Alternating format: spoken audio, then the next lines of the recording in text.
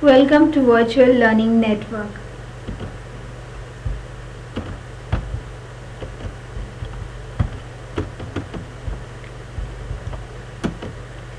Retail Cashiering. This is session 3, part 2, Financial Execution. Topics to be covered include cashiering execution. It includes cashiering execution steps, customer loyalty and the cash desk, manual activities at the cash desk. Next is financial management. It will include non-customer facing cashiering operations, money management guidelines for retail cashiers, dealing with customers' loyalty, billing and rewards, retail fraud and safeguards for cashiers, cashiers' documents and MIS. We will start with the cashiering execution. Some steps involved in cashiering execution. Number 1 is greeting the customer. Customer को greet करना होता है, cashier की responsibility होती है कि सबसे पहले वो अपने कस्टमर को ग्रीट करे। जो कैशियरिंग एग्जीक्यूशन है ये डिफरेंट होता है, सेल्स टू सेल्स पे डिपेंड होता है। ये हर स्टोर में अलग अलग इसका प्रोसेस होता है। जैसे ही कस्टमर कैश डेस्क के पास आता है तो कैशियर की रिस्पॉन्सिबिलिटी होती है कि वो उसको अच्छी तरीके से ग्रीट करे और कस्टमर भी इन रिटर्न वही एक्सपेक्टेशन उसके पास होती हैं कि जिस तरह वो स्टोर में एंटर किया है और उसको जो अटेंशन मिला है उसको सेम अटेंशन तब भी मिले जब वो कैश डेस्क पे पहुँचे। तो कैशियर को कस्टमर को ग्रीट करना चाहिए, चाहे वो गुड मॉर्निंग से करा हो, चाहे गुड आफ्टरनून से, चाहे नमस्ते से। वो उसकी ग्रीटिंग वार्म होनी चाहिए और फ्रेंडली होनी चाहिए। Next is shopping inquiry. जैसे ही कस्टमर कैशियर के पास आता है वो उसको ग्रीट करता है, उसके बाद कैशियर को कस्टमर से पूछना चाहिए कि उसकी शॉपिंग कैसी रही, क्या उसने वो सारे सामान परचेज कर लिए उसके स्टोर से जो वो प्लान करके आया था, या फिर कुछ सामान उसने मिस आउट कर दिया है, या फिर उसको कुछ सामान मिल नहीं रहा है। तो ये रिस्पॉन्सिबिलिटी होती है कैशियर की कि कस्टमर से उसकी शॉपिंग की इंक्वायरी ले। Next is scanning for billing. Customer जब कैशियर के पास आता है तो उसका मेन एम होता है कि वो अपने प्रोडक्ट की बिलिंग करवा ले। तो कैशियर को कस्टमर के प्रोडक्ट्स की बिलिंग करनी चाहिए। बेसिकली जो बिलिंग होती है वो स्कैन प्रोसेस से होती है। टोटल बिलिंग सारे प्राइसेस के प्रोडक्ट्स में स्कैन होते हैं, फिर फाइनल बिल जनरेट होता है। और जब फाइनल बिल जनरेट होता है तो कैशियर कस्टमर से पूछता है कि is this the total amount you have checked, यही टोटल अमाउंट है जो आपने चेक किया था। अगर उसमें कुछ वो ऐड करना चाहता है कस्टमर तो ऐड कर सकता है, अगर कुछ डिलीट करना चाहता है वो डिलीट कर सकता है। कुछ प्रोडक्ट्स को हटाना चाहता है मतलब तो वो हटा सकता है अगर उसके पास उतने पैसे नहीं हैं, या तो फिर कुछ प्रोडक्ट्स वो और ऐड करना चाहता है तो वो ऐड भी कर सकता है। Next is payment collection. जब बिलिंग हो जाती है उसके बाद कैशियर कस्टमर से पूछता है कि कस्टमर का मोड ऑफ पेमेंट क्या होगा, वो किस तरीके से पेमेंट करना पसंद करेगा। वो बाय कैश पेमेंट करना पसंद करेगा या बाय क्रेडिट कार्ड या बाय चेक, और या फिर कोई वाउचर है तो उसके through. Next is payment processing. जब कस्टमर कैशियर को पेमेंट करता है तो पहली चीज़ आती है कैश पेमेंट। अगर कस्टमर कैशियर को कैश में पेमेंट कर रहा है तो जो कैशियर होता है उसकी रिस्पॉन्सिबिलिटी होती है वो पूरा कैश चेक करे कि जितना अमाउंट बिल में आया था उतना अमाउंट है, उसमें कोई शॉर्टेज तो नहीं है। Next is credit card payments. अगर कस्टमर क्रेडिट कार्ड के थ्रू पेमेंट कर रहा है तो कैशियर की रिस्पॉन्सिबिलिटी होती है कि वो देखिए क्रेडिट कार्ड वो फेक तो नहीं है, उसको जेन्युइन क्रेडिट कार्ड देखना चाहिए कि क्रेडिट कार्ड जेन्युइन है और तभी उसके बाद पेमेंट रिसीव करनी चाहिए। बेसिकली जो क्रेडिट कार्ड की पेमेंट होती है वो ईडीसी के थ्रू होती है। ईडीसी होता है इलेक्ट्रॉनिक डेटा कम्युनिकेशन। उसके बाद कैशियर कस्टमर को एक स्लिप देता है जिसमें क्रेडिट कार्ड की बिलिंग होती है। Next is gift vouchers. कई बार ऐसा होता है कस्टमर उसी स्टोर से फ्रीक्वेंटली सामान परचेज करता है तो उसको वहाँ से एक गिफ्ट वाउचर मिलता है जो कि स्टोर ऑफर करता है। नेक्स्ट टाइम कभी भी कस्टमर उस शॉप में आता है तो वो उसकी पेमेंट उस गिफ्ट वाउचर के थ्रू भी कर सकता है। Next is customer loyalty and the cash tax. Customer loyalty to a customer means that customers are committed to purchasing merchandise and services from the retailer and will resist the activities of competitors and attempting to attract their patronage. Customer loyalty का मतलब है कि एक customer उसी particular store के लिए कितना loyal है, वो उसी पर्टिकुलर स्टोर से कितनी परचेजेस कर रहा है। ऐसा तो नहीं है आज वो स्टोर से परचेज कर रहा है और कल उसने किसी और स्टोर पे स्विच ऑफ कर दिया है, उसके कॉम्पिटिटर से पास जाके वो सामान परचेज कर रहा है। तो कस्टमर रिलेशनशिप मैनेजमेंट जो एक प्रोसेस है, ये एक्चुअली बिजनेस फिलॉसफी है जो इंक्लूड करती है हमारी स्ट्रैटेजीज, प्रोग्राम्स, सिस्टम्स जो फोकस करते हैं और निकालते हैं कि कस्टमर अपने रिटेलर के प्रति कितना लॉयल है। Procedure and process for customer loyalty programs are the cash tags. Cashiers need to aware of the policies governing the customer loyalty program. कुछ प्रोसीजर होते हैं, प्रोसेस होते हैं कस्टमर लॉयल्टी प्रोग्राम के। पहला होता है कि जो कैशियर है उसको पूरी पॉलिसीज़ के बारे में पता होना चाहिए कि कस्टमर लॉयल्टी प्रोग्राम में जो जो पॉलिसीज़ हैं उसको पता भी हैं कि नहीं हैं। उसको पहले क्लैरिफाई करना चाहिए बिलिंग के टाइम पे कि कस्टमर जो है वो कस्टमर लॉयल्टी प्रोग्राम का मेंबर है कि नहीं है। How to update customer information when doing billing for loyalty programme members. The cashier hands over the relevant application form to be filled by the customer. उसके बाद जो कैशियर होता है वो कस्टमर को एक फॉर्म देता है, एप्लीकेशन फॉर्म, जो बेसिकली कस्टमर फिल करता है। कस्टमर जो क्वेश्चंस होते हैं उसके अकॉर्डिंग उसमें आंसर फिल करता है और जो कैशियर होता है फिर कस्टमर को एक टेम्परेरी कार्ड इशू करता है।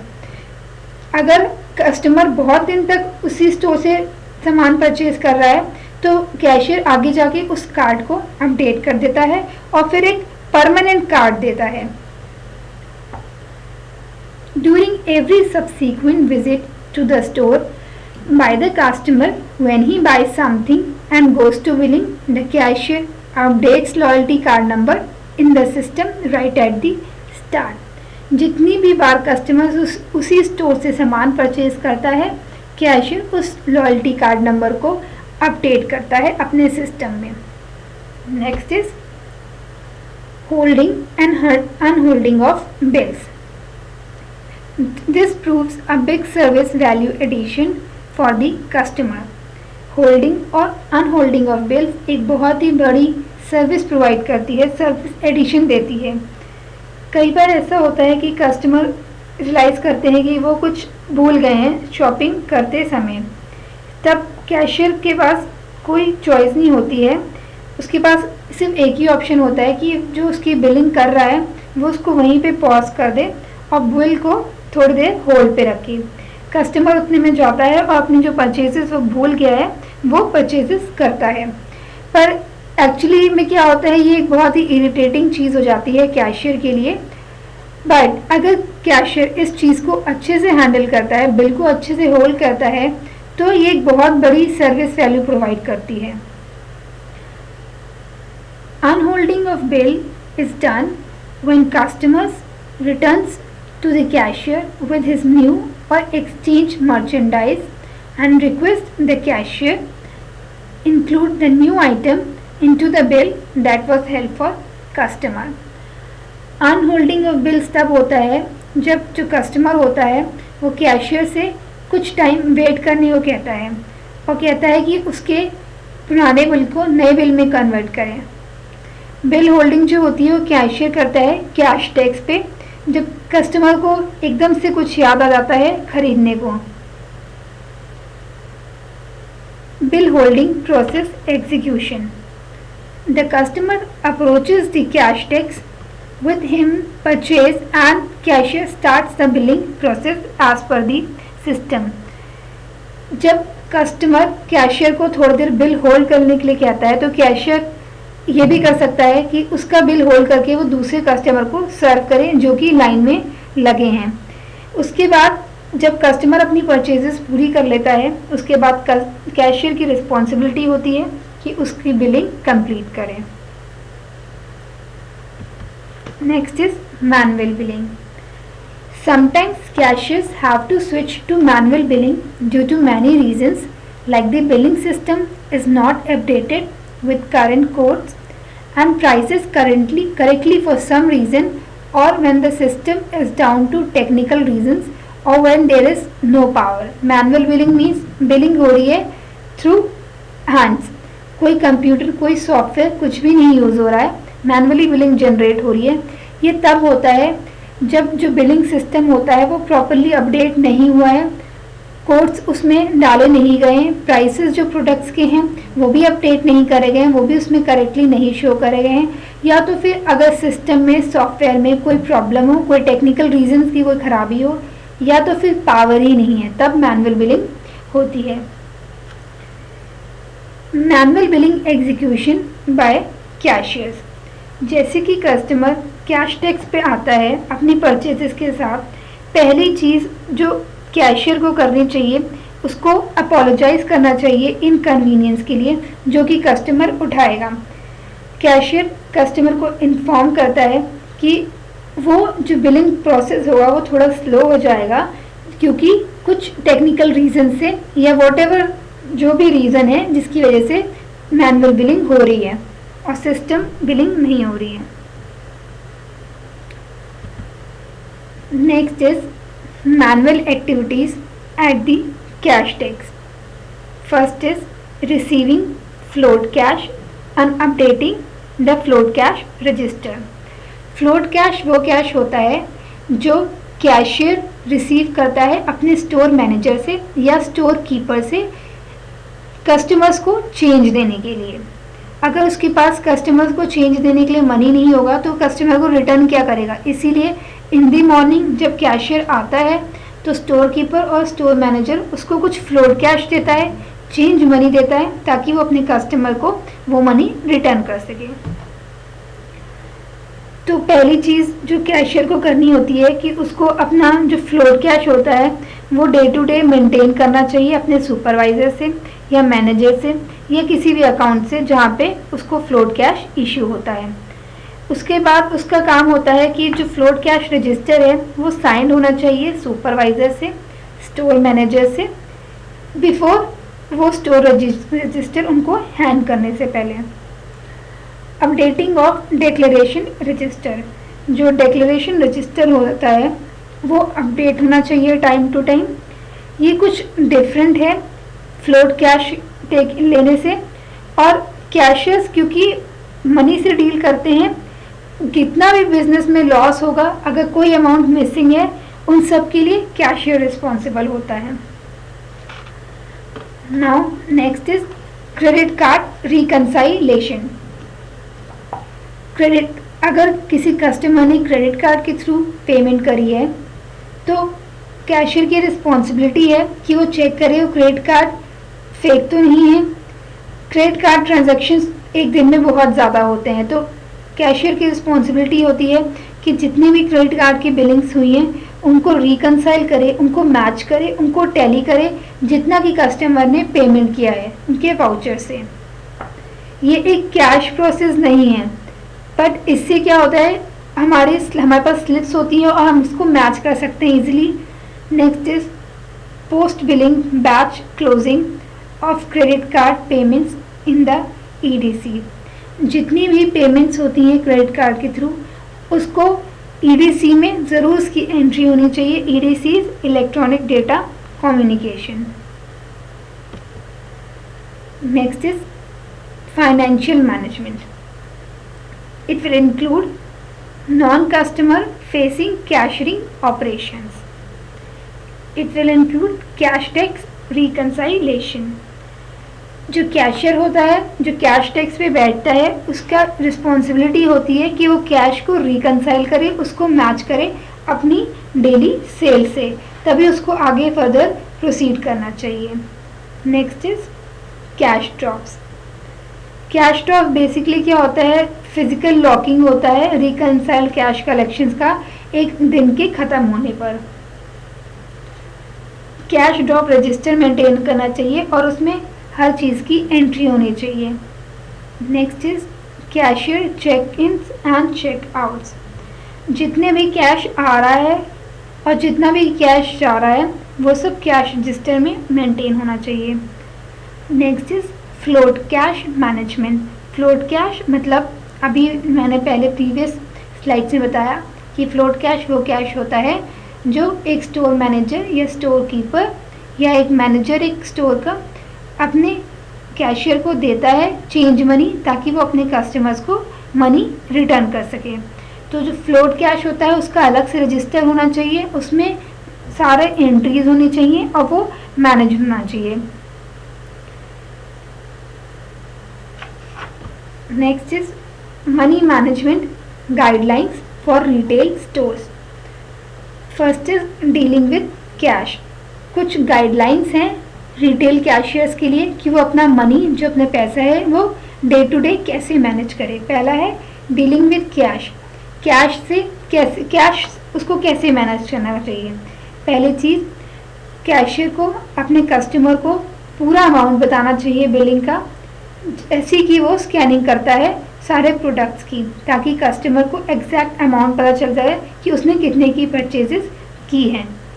सेकंड, जो कैशियर होता है उसको टोटल अमाउंट काउंट करना चाहिए बिफोर कस्टमर को पैसे रिटर्न करने से पहले। अगर कस्टमर ने सपोज कम पैसे दिए हैं तो वो ऑन द स्पॉट कस्टमर से मांग सकता है और कि आपने पेमेंट गलत की है।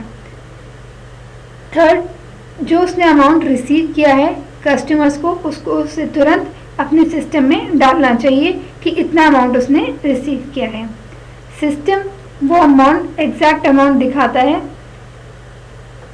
Next is dealing card, dealing with credit card.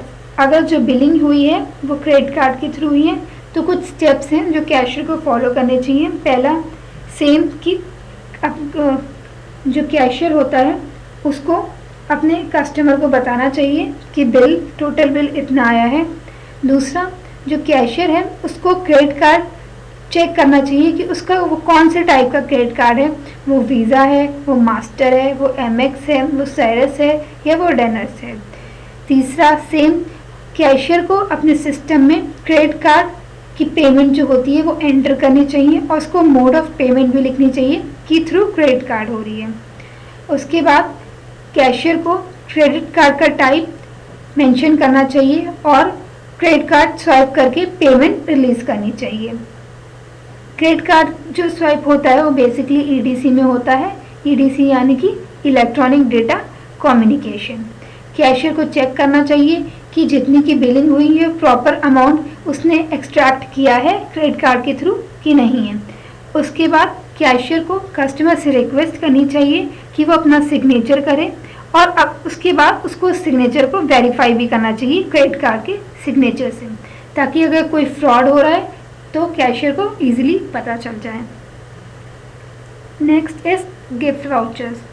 अगर जो पेमेंट हो रही है वो गिफ्ट वाउचर्स के थ्रू हो रही है, कस्टमर गिफ्ट वाउचर के थ्रू पेमेंट कर रहे हैं, तो कुछ स्टेप हैं। फर्स्ट स्टेप सेम है जैसे अभी मैंने दो कैश और क्रेडिट कार्ड में बताया कि पहले कैशियर को इन्फॉर्म करना चाहिए कस्टमर को कितनी बिलिंग है, फिर उसको चेक करना चाहिए कि गिफ्ट वाउचर किस टाइप का है। कैशियर को चेक करना चाहिए कि जो गिफ्ट वाउचर है वो डिस्काउंट वाउचर है कि फ्री ऑफर का वाउचर या प्रमोशन ऑफर है, वो किस तरह का वाउचर है। उसके बाद कैशियर को चेक करना चाहिए जो वाउचर है गिफ्ट वाउचर वो वैलिड है, कहीं उसकी एक्सपायरी तो नहीं हो गई है। उसकी वैलिडिटी पीरियड चेक करनी चाहिए और उसकी डेट ऑफ इशू भी चेक करनी चाहिए और जिस अथॉरिटी ने वो गिफ्ट वाउचर इशू करा है उस अथॉरिटी को भी चेक करना चाहिए। नेक्स्ट है जो कैशियर होता है उसको वाउचर की एंट्री देनी चाहिए सिस्टम में, और जो मोड ऑफ पेमेंट है वो भी मेंशन करना चाहिए कि जो पेमेंट हुई है वो कैश से नहीं बल्कि वाउचर से हुई है। उसके बाद कस्टमर को रिमेनिंग अमाउंट देना चाहिए। अगर कुछ अमाउंट रह गया है, सपोज जो वाउचर है वो 1000 रुपीज़ का है और कस्टमर ने परचेज 800 रुपीज़ की दी हैं, तो कस्टमर को 200 रुपीज़ रिटर्न कर देना चाहिए। पर एक्चुअली में ऐसा होता नहीं है, वाउचर से आप सिर्फ सामान परचेज कर सकते हैं। इन केस कस्टमर ने जो परचेजेस की हैं उसकी बिलिंग ज़्यादा हो रही है तो कैशियर को एक्स्ट्रा अमाउंट जो होता है वो मांगना चाहिए। Next is dealing with credit card notes and debit notes. Credit notes और डेबिट नोट्स के थ्रू हो रही हैं तो कुछ प्रोसीजर होता है वो फॉलो करना चाहिए। कैशियर को पूछना चाहिए कस्टमर से कि जो उस पेमेंट हो रही है वो क्रेडिट नोट से देना चाहता है कि डेबिट नोट से। Next is dealing with customer loyalty billing and reward. Customer loyalty billing और रिवॉर्ड के थ्रू अगर पेमेंट हो रही है तो उसको डील करने के लिए कुछ स्टेप्स होते हैं, जैसे कि हर बिलिंग में कैशियर को अपडेट करना चाहिए लॉयल्टी कार्ड नंबर सिस्टम में। कैशियर को अपडेट करना चाहिए कि कस्टमर की करंट परचेज क्या हो रही है और जो लॉयल्टी रिवॉर्ड पॉइंट्स हैं वो क्या हैं। अगर रिडम्पशन हो रहा है कोई पॉइंट्स का तो कैशियर को इन्फॉर्म करना चाहिए कस्टमर को।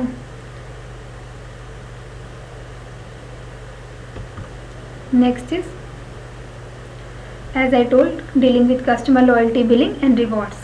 Cashier updates the loyalty card number. Cashier update करता है loyalty card number. Cashier updates customer current purchase in the system. Customer की जो current present purchase है उसको update करता है।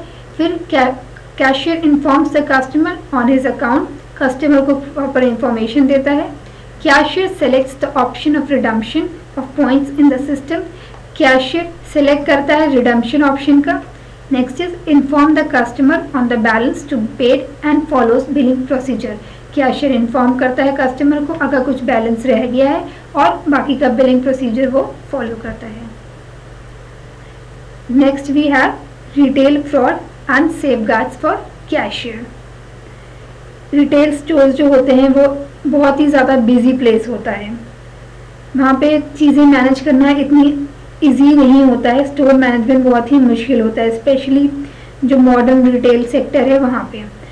फ्रॉड सबसे ज़्यादा हम रियलिटी में देखें तो मॉडर्न रिटेल वर्ल्ड में बहुत कॉमन है और जो फ्रॉड के सोर्सेज हैं वो बहुत ज़्यादा हैं। सेवरल सोर्सेज हैं उसके, जैसे कि number 1 payment related frauds and number 2 billing frauds. Payment related frauds, अगर पेमेंट करते टाइम कोई फ्रॉड हो रहा है। पेमेंट रिलेटेड फ्रॉड्स पॉसिबल है कैश ट्रांजैक्शंस में भी और क्रेडिट ट्रांजैक्शंस में भी।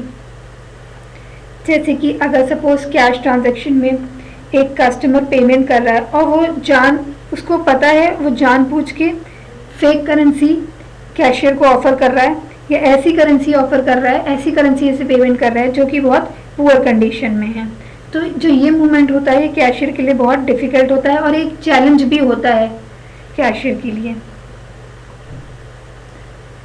Next is credit card frauds.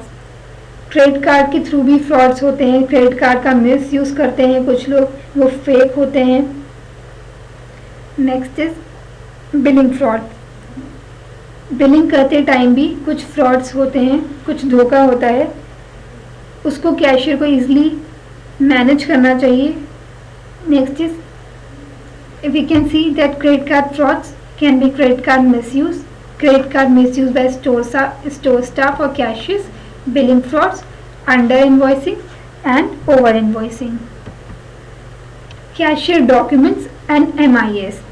Cashier में कुछ डॉक्यूमेंट्स होते हैं और इनकी मेंटेनेंस भी होती है MIS में, जिसे हम बोलते हैं मैनेजमेंट इंफॉर्मेशन सिस्टम, जैसे कि sales invoice, return invoice, credit note, sales order, exception reports, cashiership report. इसमें अलग अलग चीज़ें आती हैं। सपोज सेल्स इनवॉइस है तो इसमें आता है हमारा नेम ऑफ जो रिटेल स्टोर है या रिटेल आउटलेट है, उसका नाम, उसका एड्रेस और उसका टेलीफोन नंबर। उसमें वैट कितना लग रहा है, सेंट्रल सेल्स टैक्स कितना लग रहा है, value added taxes that is VAT कितना लग रहा है वो आता है, डेट आती है, टाइम आता है, बिल नंबर आता है, बिलिंग किसने की है वो आता है, प्रोडक्ट जो कस्टमर ने परचेज किया है उसका कोड क्या है और उसकी प्राइस क्या है वो आता है, प्रोडक्ट की डिस्क्रिप्शन किस तरह का प्रोडक्ट है वो आता है, नंबर ऑफ यूनिट्स कितनी क्वांटिटी परचेज की है वो आता है, अगर कोई डिस्काउंट है, डिस्काउंट मिल रहा है तो वो भी आता है, मोड ऑफ पेमेंट क्या है, कैश से पेमेंट हो रही है, क्रेडिट कार्ड से हो रही है, डेबिट कार्ड से हो रही है या तो फिर कोई वाउचर से हो रही है, चेक से हो रही है वो आता है, और टोटल अमाउंट कितना है, कितने की सेल्स हुई हैं वो आता है, और कुछ टर्म्स एंड कंडीशंस होते हैं, कुछ वारंटी से रिलेटेड या रिपेयर से रिलेटेड तो वो आता है। रिटर्न इनवॉइस में भी सेम ये सब चीज़ें आती हैं, उसमें बिल नंबर की जगह रिटर्न बिल नंबर आता है, रिटर्न एक्सेप्टेड बाय किसने एक्सेप्ट करा है वो आता है, प्रोडक्ट का कोड आता है, डिस्क्रिप्शन आते हैं और total amount, terms and condition ये सब आता है। अगर क्रेडिट नोट के थ्रू हो रही हैं तो सेम यही सब चीज़ें आती हैं कि रिटेल स्टोर का नाम क्या है, एड्रेस क्या है, डेट, टाइम, पर इसके अलावा इसमें वैलिडिटी आती है, वैलिडिटी ऑफ क्रेडिट कार्ड की, क्रेडिट कार्ड की वैलिडिटी कब तक है ये भी आता है। अगर सेल्स ऑर्डर के थ्रू हो रही है तो डेट आता है, टाइम आता है, कस्टमर का नाम, उसका टेलीफोन नंबर, प्रोडक्ट्स जो उसको रिक्वायर्ड है, प्रोडक्ट्स की डिटेल, और सेल्स ऑर्डर की सेल्स पर्सन जो होता है उसका नाम आता है, और जो बायर होता है उसका नाम भी आता है, और जो डेट होती है जिस दिन सर्विस प्रोवाइड होनी है वो भी आता है। एक्सेप्शन रिपोर्ट्स में डेट आता है, टाइम आता है, रीज़न आता है कि क्या रीज़न है, प्रोडक्ट की डिटेल्स आती हैं, और जो प्रीवियस बिल होती हैं उसकी भी डिटेल होती है, क्वांटिटी होती है, नंबर ऑफ यूनिट्स जैसे अमाउंट होता है, और बिलिंग किसने की है, किस सेल्स पर्सन ने की है वो आता है, और एथोराइज किसने करा है वो आता है। Next is cashier shift report, इसमें भी डेट आता है, टाइम आता है, पर इसमें कैशियर कोड भी आता है, कैशियर का जो कोड है वो आता है, डिक्लेरेशन वैल्यू आती है, इसमें डिनोमिनेशन नंबर आता है, शॉर्ट एक्सेस आता है, और टोटल वैल्यू जितनी है वो आता है। Now we have certain questions, do it yourself. First one is briefly explain the manual activities at the cash desk. Second is explain the different types of retail frauds. That's all for this session. Thank you.